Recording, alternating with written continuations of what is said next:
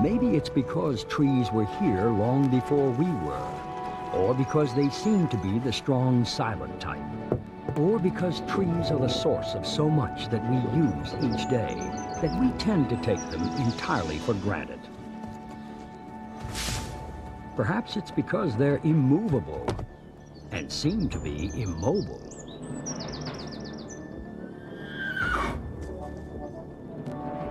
While we go about our lives at high speed, they appear to stand still. But although we might not see it, a tree is far from immobile. Seen in a different light and heard in a different way, it's definitely one of Earth's most powerful movers and shakers. From head to toe, a tree does nothing but move.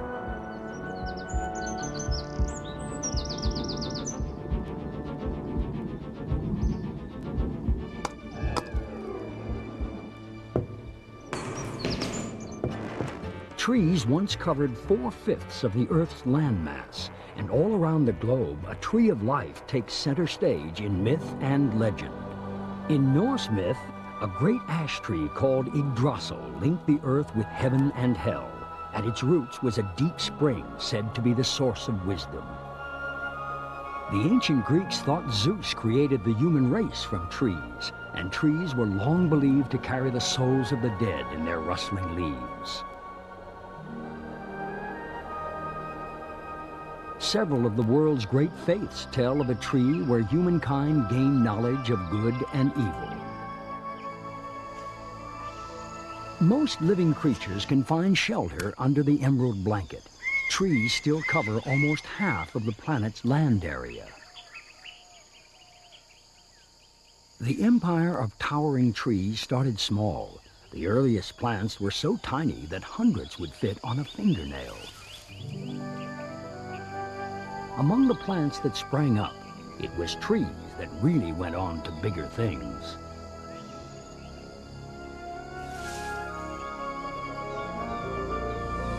Perhaps no tree has more regal bearing than the oak. It offers so much: hardy timber, a habitat for other living things, and longevity people can only dream of. An oak believed to have sheltered Robin Hood still lives in Sherwood Forest. The oak is just one of more than 30,000 different kinds of trees. Over time, 3 great tree families evolved. The first was the conifer. Pines and other conifers took the streamlined path to power with the simplest of leaves, needles and scales.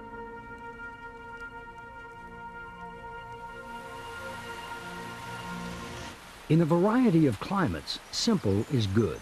Tiny leaves with a tough coating minimize water loss. And with more sugar produced, some conifers generate their own antifreeze. Conifers found a place of honor in the world of myth and legend. Their fragrant boughs were symbols of undying life and were brought indoors for Europe's midwinter festivals long before there were Christmas trees. An old story says juniper should be planted near doorways, as a witch would be able to enter only when she had correctly counted all the needles of the tree. The palm family were named for the spreading hand-like shape of their leaves. Tough and fibrous, they thrive in the warmest parts of the planet.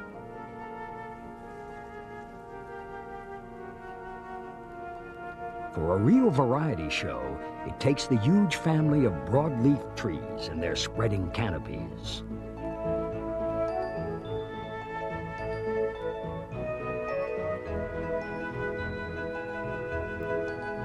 Their leaves come in a multitude of shapes and sizes.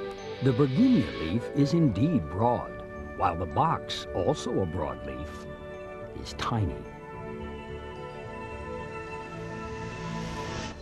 In any form, a leaf is part of the tree's strategic response to the conditions around it, how it captures light and air.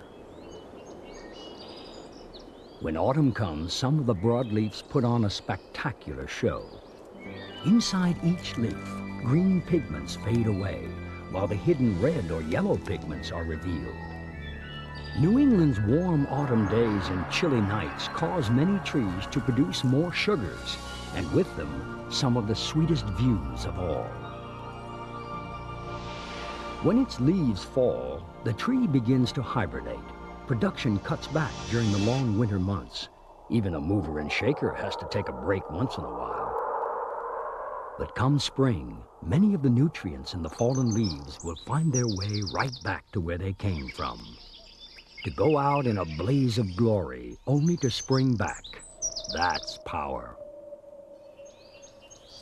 Such tactics enable the broadleaf family to grow almost anywhere and in thousands more varieties than the palms or conifers.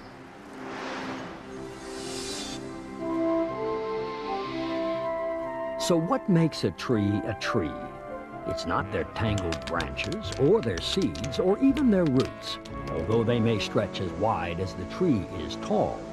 It's a combination of features: a single stem, the ability to make wood, and usually height.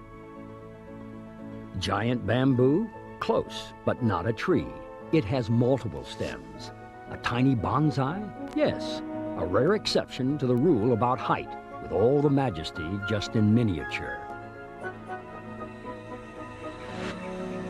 A tree of some kind can grow almost anywhere, rooted in swirling tides or bending in the wind. Finding a foothold on rocky terrain or bound in ice. Still, a few places on Earth have no trees at all, where nature is at its most inhospitable, at the highest altitudes or in the icy wastes of the North and South Poles. And there are other realms where trees can only grow when the local residents allow. In the grasslands of Africa, a contest with a hungry elephant can only have one result. Elsewhere, it's agriculture keeping the trees at bay.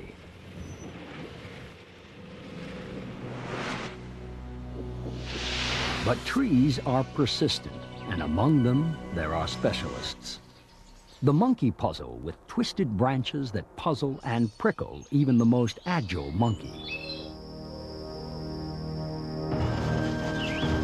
For size, no tree overshadows the giant sequoia, the most massive living thing on Earth. This one is General Sherman, alive and well and living in California. It stands 34 stories tall. From its timber, 40 five-room homes could be built. A century ago, there was a sequoia that would have made the general look like a private. Some enterprising showman decided to take it on the road and charge admission for a glimpse of such splendor. Sadly, the tree didn't survive the attention. Its spine snapped. End of show. As for the oldest living thing on Earth, it too is a tree which lives in Tasmania. The huon is 10,500 years old.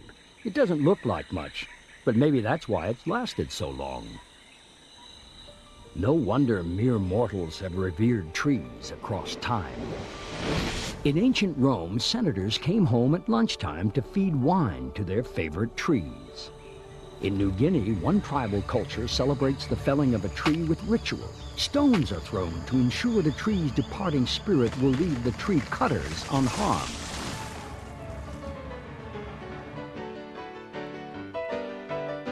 Tree superstitions live on. Perhaps we are trying to summon the power of trees when we knock on wood for luck. No one knows how the custom arose or why it must be done with the right hand. Wherever forests have grown up, so has magic and mystery. A fairy tale is never so spooky as when it takes place deep within a dark wood.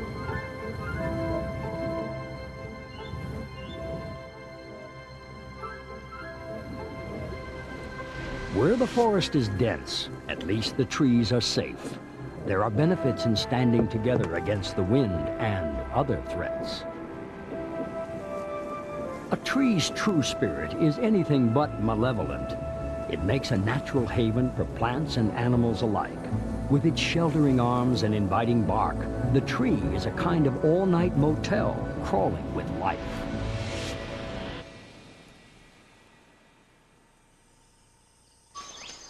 Birds of paradise flit in for courtship. Any neighborhood tree will do. Some trees are more like five-star hotels with residents booked in for longer stays. Each kind of fig tree is emphatically exclusive. Only one kind of wasp is resident in each.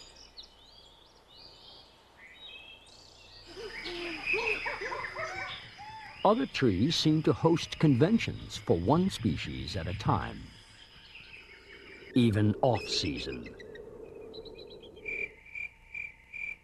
For an insect, a tree can provide a handy changing room. Leopards store their leftovers in trees away from greedy competitors. Reptilian guests drop in and out.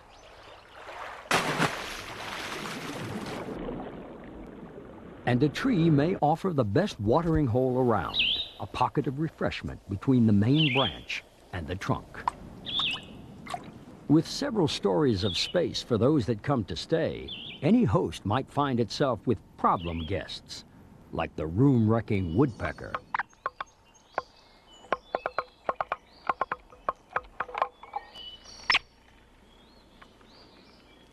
And the mistletoe plant, which stays on and on and on, sucking nutrients from its leafy host. Strangely enough, mistletoe often checks out in December. It seems to get invited elsewhere for Christmas. Only a tree can provide the year-round food supply some mammals store away, nutrition-packed seeds like acorns.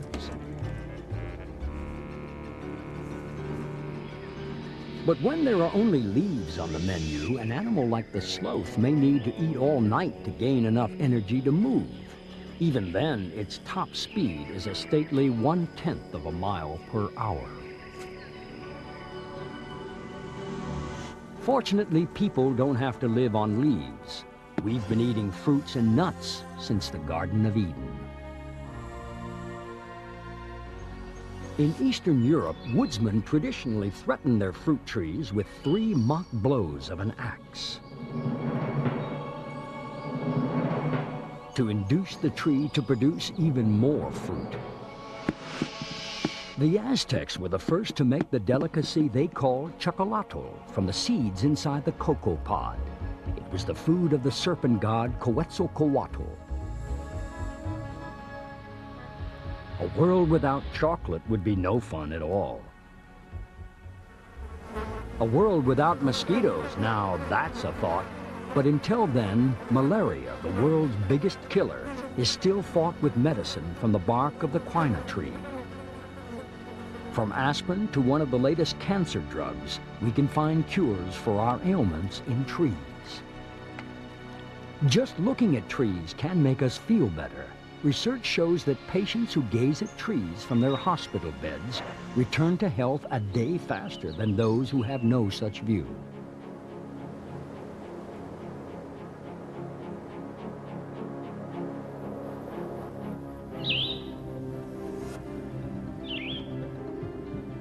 Wood is one of our oldest and most dependable natural resources. We use it from the cradle to the grave. When we want to put down roots, we're likely to build with wood, both outside and in.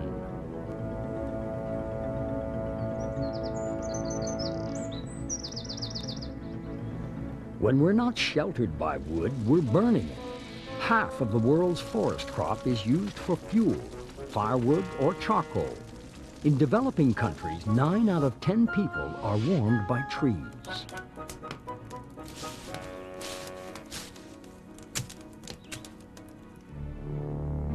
Throughout history, when human beings have felt rootless, they have turned to wood.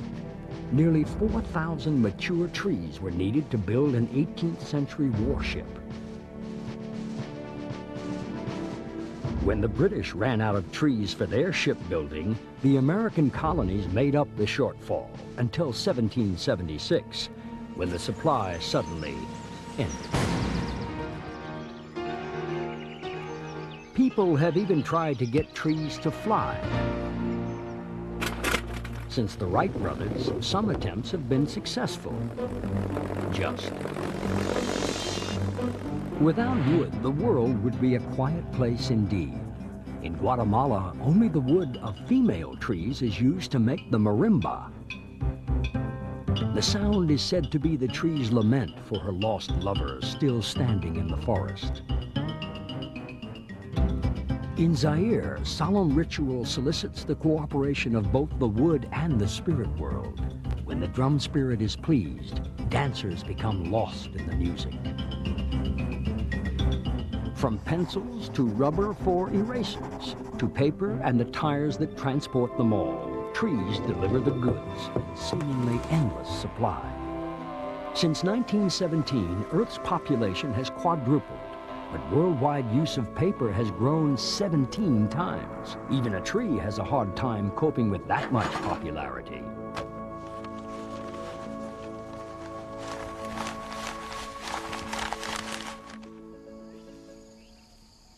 In some places, trees get a hand. Expert tree farming, recycling, and conservation all stretch what a tree can produce.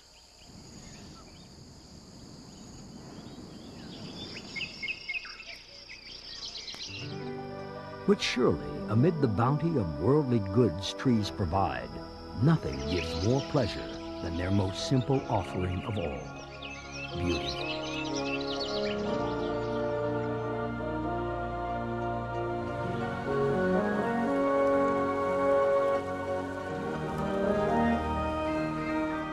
One Scottish farmer even planted his forest in the shape of a heart. Trees should be close to our hearts since they fill our lungs. One mature oak tree provides a year's supply of oxygen for 8 people, or a whole warren of rabbits.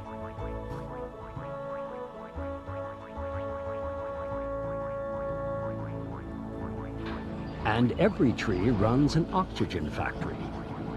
Trees, unlike animals, can make their own food and make wood grow on trees, starting with just sunlight and carbon dioxide. Sugars made in the leaves take internal elevators down to the factory in the trunk. Deep in the basement, water and minerals are sucked up by the roots, a labyrinth of drinking straws stretching to any source of water.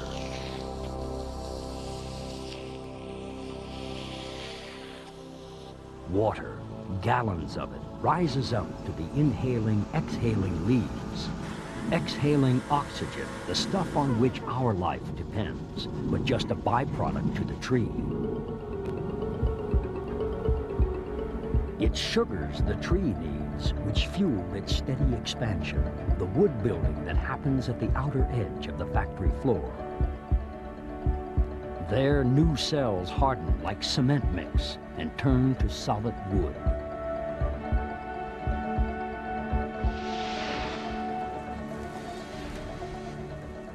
As the tree grows taller, it's also growing fatter, like a man piling on overcoats. Many trees add a new coat each year.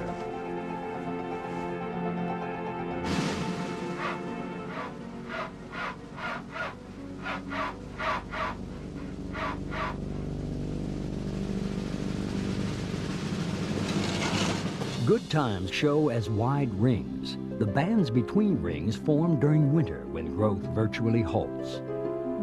Tropical trees grow all year and have no rings. The eucalyptus adds a thick yearly ring, while the huan makes the thinnest rings of all. As human beings live through revolution and war, fashions and fads, a tree just keeps adding rings. As millions of munching mouths, illness, and gale-force winds hurtle through, there's constant stress, and only the strong can take it. When trees are under threat, they make strategic moves and they mount defenses. The African acacia is locked in an arms race. Its thorns are anti-giraffe paraphernalia. But giraffes can adapt too. They've developed thick, rubbery lips, and they've learned to wrap their remarkable blue tongues around the thorns to feed. The acacia raises the stakes. It can inject poison into its leaves. And there's more. The tree gives off gas to warn its neighbors to release their poison if a predator lurks. Who says trees can't talk? However, trees can't walk, let alone run. Their powers cannot match the fury of fire. When fires ravage forests, the toll seems terrible. But sometimes the apparent disaster can be friendly fire. After the flames sweep through, fire-adapted species spring to life. Heat-sensitive seed pods burst open in the heat, and new shoots quickly sprout. Even in death, trees have the power to provide for the next generation. When the time is right, a tree will stop at nothing in the effort to entice, wearing scent, bright colors, and plenty of flowers. The Cortez Amarillion of South America is something of a shy seducer. It only flowers for one day each year, and always at tea time. Every tree is a seducer with a mission. Pollen must be moved, usually from a male stalk to a female flower, so a new generation can begin. Pollen grains cling to birds, bees, and bats, who never even know what hits them.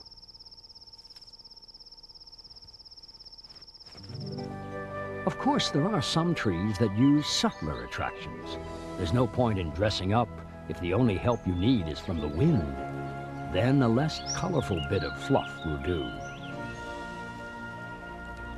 After the seduction, seeds take shape, but they don't stick around for long. Trees have devised countless strategies for ensuring that the next generation moves on. They travel by air or by sea with the help of a long-distance courier. Fish eat fig seeds and deposit them on faraway shores. Monkeys perform a similar function and provide a helpful load of fertilizer upon delivery. When a tree stands alone, like the guanacast, miles from its nearest neighbor, how did it get there?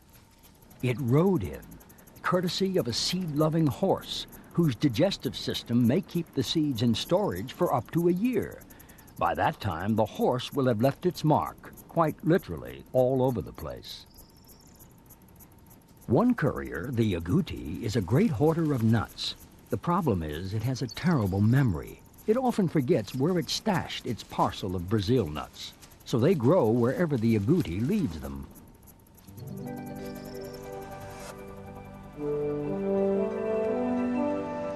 Trees are so successful in their reproductive schemes that they're often associated with human fertility. In parts of India, the fruit of the coconut palm is kept in shrines and given to women wishing to bear children.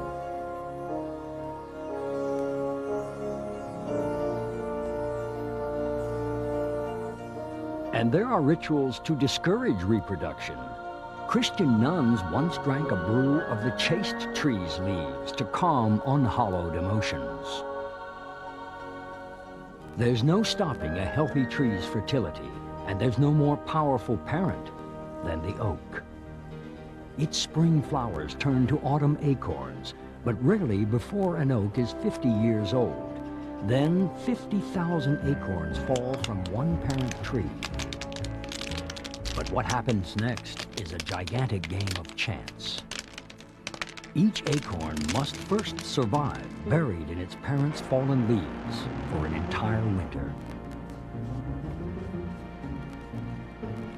Even when spring comes, it faces terrible odds.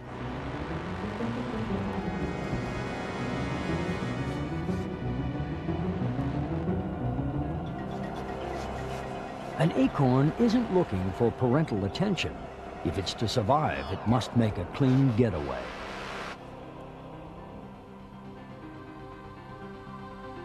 Its only hope, outlast its siblings, all 50,000 of them. Among so many acorns, there may be just one that survives and goes on to feed the seedling that sprouts and grows. With the strength of its powerful inheritance, plus luck, a sapling will live to magnificent maturity. Trees come packed with the power to succeed, but not even their defenses can withstand this.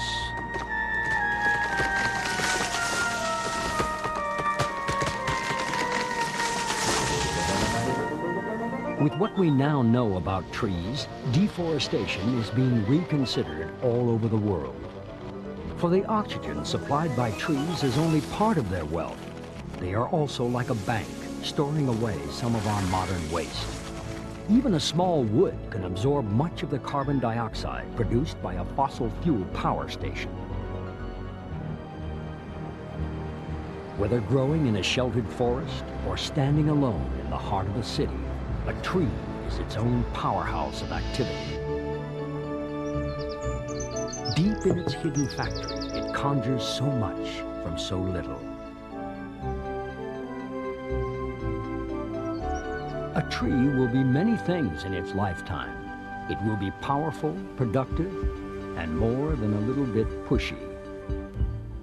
The one thing it will not be is still.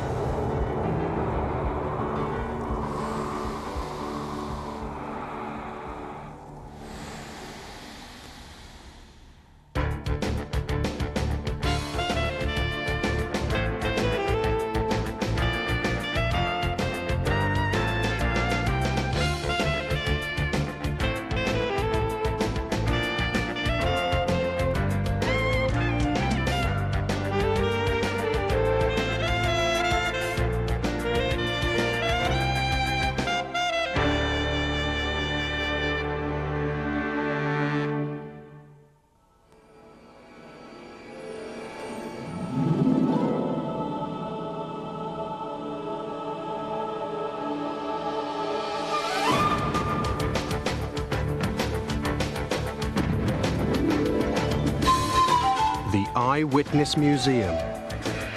Created by combining traditional filmmaking techniques with state-of-the-art graphics. Stripping away the mysteries of nature and science to reveal the essence of each subject. Bringing the world into sharp focus. The making of Eyewitness.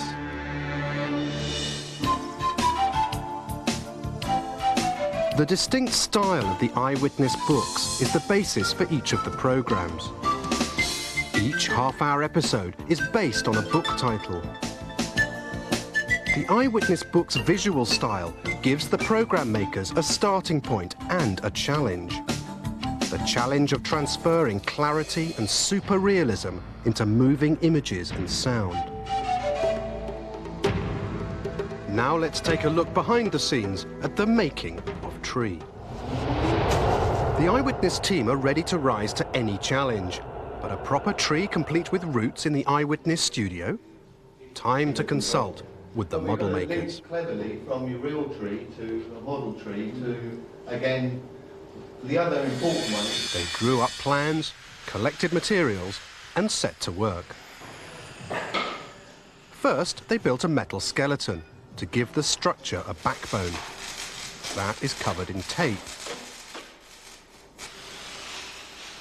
Next comes a spray-on expanding foam, lightweight with a bark-like texture. Even the leaves and branches have to be custom-made to 1/2 scale.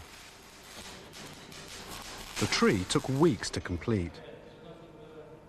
To get the fluid flying shots desired, the tree is brought into a studio equipped with a computer-driven camera.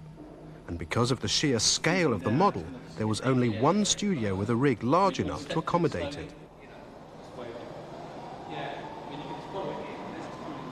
Once the moves were practiced, the last-minute touches had been completed, and the computer programmed, it was time for action.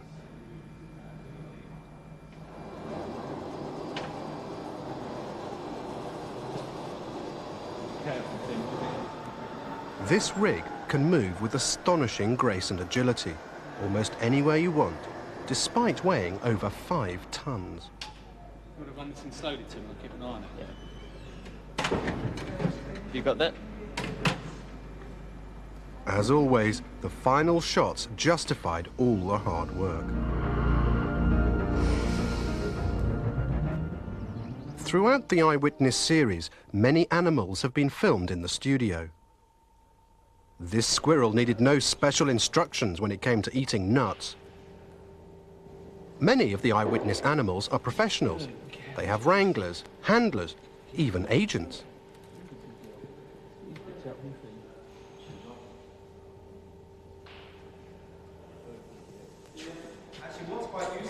This fox was orphaned as a cub.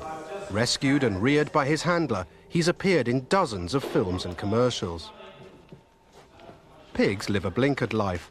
Still, they'll work for peanuts. Or acorns, if that's what's on the menu.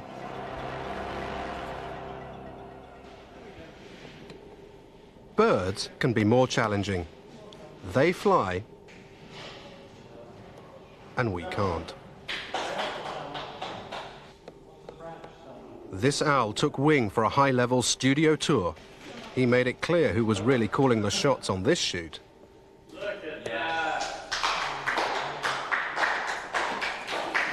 don't think you're going to have much luck of filming her.